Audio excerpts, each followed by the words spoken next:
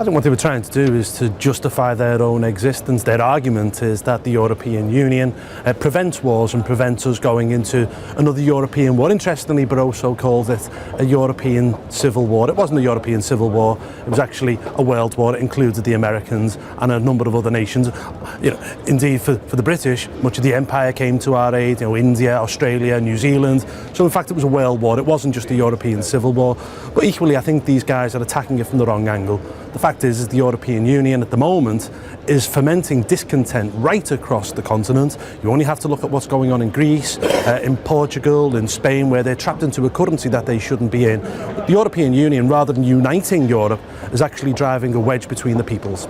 No, national sovereignty, of course, still exists. I mean, you just look at the opinion polls in Britain, where hopefully UKIP, we're going to go on and win those European elections, because what people want is national sovereignty, democracy, and they want the people who make the laws in their country to be the people who they elect. And look, in Britain, we're the sixth largest economy in the world. We have another organisation out there outside the European Union called the Commonwealth, which is now made up of 53 states. It's a quarter of the world's landmass, it's a quarter of the world's peoples, it has some of the fastest growing economies on the planet. This is where our future lies, not within the European Union. And equally, the European Union is a problem across the continent, because what it's doing is it's forcing peoples together against their will.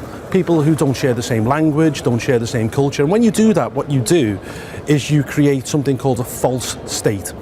And false states only ever break up one or two ways, either in peaceful divorce like Czechoslovakia, or I fear bloody revolution like Yugoslavia. So rather than bringing the peoples together, the European Union is in effect creating a very dangerous situation on the continent.